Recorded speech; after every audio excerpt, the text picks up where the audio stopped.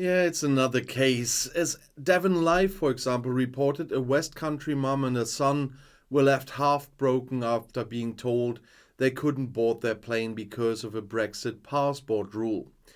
Jessica Fahy-Bawren from Bristol wanted to surprise her eldest son Elliott with a weekend away in Tenerife, but they never made it to the plane with the 10-year-old. And that happened for the same reasons I already had to talk about several times: the passport issue date. So, because it might prevent a few people from getting in a similar situation, I will once again give you the travel rules for British citizens traveling to the EU in this video in an overview. So, if you are a national from a country outside the EU wishing to visit or travel within the EU, you will need a valid passport and possibly a visa.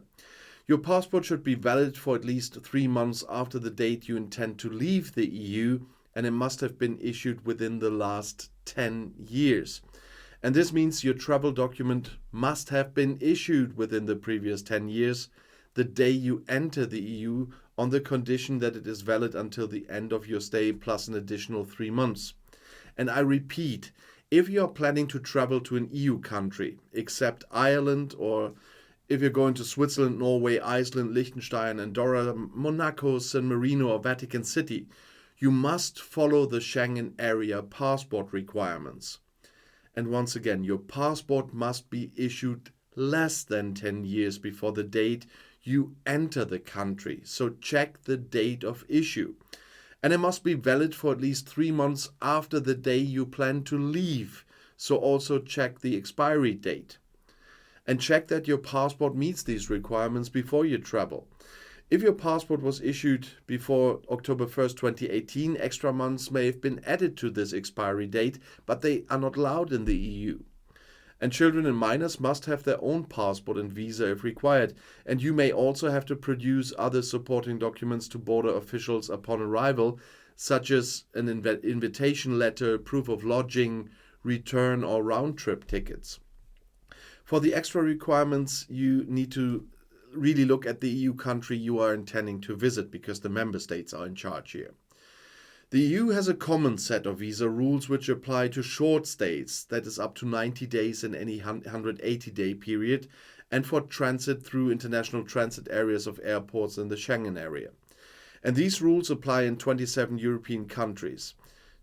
23 EU countries, that's Austria, Belgium, Croatia, Denmark, Czech, Estonia, Finland, France, Germany, Greece, Hungary, Italy, Latvia, Lithuania, Luxembourg, Malta, Netherlands, Poland, Portugal, Slovakia, Slovenia, Spain and Sweden, as well as 4 non-EU countries, and that's Iceland, Liechtenstein, Norway and Switzerland. Collectively, these countries make up the Schengen area. If you have a valid visa or residence permit issued by one of the Schengen area countries, you may also use it for travel to Bulgaria, Cyprus and Romania. However, visas or residence permits issued by Bulgaria, Cyprus or Romania are not valid for travel to countries in the Schengen area. And once you have crossed the external Schengen border and the border guards have verified that your documents satisfy the entry requirements, you will not be subject to further checks when traveling within the Schengen area. Well, in exceptional circumstances, Schengen countries may introduce temporary checks at their internal borders because of the refugee situation in some parts. We do have them with Austria a bit and so. But if you plan to travel or transit these countries, make sure you have your passport and other supporting documents always with you. Applying for a short stay visa in the Schengen area up to 90 days in any 180-day period, the so-called Schengen visa, might be a thing. Depending on your nationality, you may need a visa. There are also a number of countries whose nationals are exempt from visa requirements for stays of 90 days or less, the UK, for example. But if you need a visa, you must apply to the consulate or embassy, in some cases via an external service provider of the country you are visiting before travel. There is a lot to think about if you really need a visa and the documents you need to submit, so you need to check that. The Schengen visa automatically allows you to travel to the other Schengen countries. However, you may need a visa to visit countries that are not part of the Schengen areas.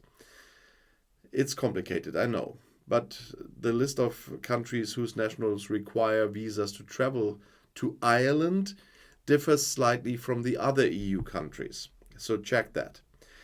As a non-EU national, if you don't fulfill the entry conditions set out in the Schengen Borders Code, an EU or Schengen country may refuse you entry.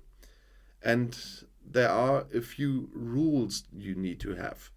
That's a valid travel document, a visa, except you hold a valid residence permit or a valid long stay visa, a justification for the purpose and specifics of your stay, that is including the proof of sufficient financial means in many cases. And these rules also cover any alerts in the Schengen information system which could, if present, cause your entry and stay to be refused on the grounds of a threat to public policy, internal security, public health, or the international relations of any EU or Schengen country. If you have been refused entry, you have the right to appeal this decision, and the appeal will be handled in accordance with national law in the country where you were refused entry. However, launching an appeal does not automatically suspend the decision to refuse entry. But new UK nationals with the residence rights in an EU country under the EU-UK withdrawal agreement do not need a visa to enter the country of residence. Similarly, they do not need a visa when traveling to any other EU country for short stays. That's again the 90 days in any 180-day period. Non-EU family members of UK nationals covered by the withdrawal agreement who would otherwise need a visa on the basis of their nationality benefit from a visa exemption in their country of residence and for short stays in other EU countries which are part of the Schengen free movement area, only if they hold a residence document issued under EU law. The information on travel documents provided also applies to UK nationals and their family members residing in Iceland, Liechtenstein, Norway, and Switzerland, because they are Schengen area countries. These countries have concluded their own separation agreements with the UK, which contain similar provisions on citizens' rights to those in the EU-UK withdrawal agreement. But make sure you check your passport is stamped as you enter or exit the Schengen area as a visitor. Border guards check you are complying with the 90-day visa-free limit for short stays in the Schengen area. And if you do not have relevant entry or exit stamps in your passport, they will assume you have overstayed.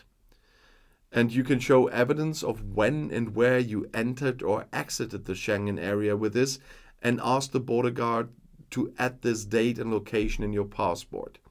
There are acceptable evidence include boarding passes and tickets, but the stamp is always the best. Personal goods containing meat, milk, and other products brought into the EU continue to present a real threat to animal health throughout the Union. It is known, for example, that dangerous pathogens that cause animal diseases, such as foot and mouth disease and classical swine fever, can reside in meat, milk, or their products. Therefore, pathogens could be introduced into the EU if personal goods containing meat, milk, or their products are sent by post or carried in the baggage of travelers arriving from countries outside the EU where such pathogens might be circulating. That's why travelers are not allowed to bring in milk, meat, or their products unless they are coming with less than 10 kilograms of these products from the Faroe Islands or Greenland. And there's also an exemption for powdered infant milk, infant food, and special foods or special pet feed required for medical reasons, if weighing less than 2 kilograms, and provided that such products do not require refrigeration before opening, or that they are packaged proprietary brand products for direct sale to the final consumer, and that the packaging is unbroken unless in current use. For fishery products, including fish and certain shellfish such as prawns, lobsters, dead mussels, and dead oysters, travelers are allowed to bring in up to 20 kilograms or the weight of one fish if this is higher. However, there is no such weight restriction for travelers coming from the Faroe Islands or Greenland. They have the other advantages. For other animal products such as honey, live oysters, live mussels, and snails, for example, travelers are allowed to bring in up to 2 kilograms. These rules do not apply to animal product transported between the EU member states, of course, or for animal products coming from Andorra, Iceland, Liechtenstein, Norway, San Marino, or Switzerland. Enforcing the rules governing the introduction of personal consignments of meat, milk, or their products is vital.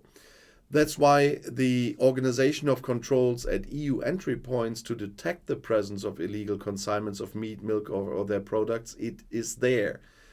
And where necessary, the deployment of appropriate detection aids such as scanning equipment and detector dogs to screen large quantities of baggage will be used. And the seizure and destruction of personal consignments that are found to be in breach of the rules is possible, or most likely. Mechanisms to ensure that those responsible for illegal consignments may be liable for the costs or penalties following the 2001 foot and mouth disease epidemic within the EU, the Commission considered that the mechanisms in place to prevent the introduction of personal consignments of meat, milk, or their products should be strengthened across the EU, and that's why there are also those fines. First of all, the EU put an end to the temporary exemption that had previously allowed personal consignment of meat, milk, or their products to be carried into the EU without veterinary certification. And all of this now also applies to the UK. That's why I put it in the end of the video, because we all remember the cheese and ham sandwich and the famous Dutch border guard with the final sentence of the discussion about the sandwich with "Welcome to the Brexit, sir." And if you want to see another video right now, the next one is right here in the end screen. I'll see you there. I'll be back.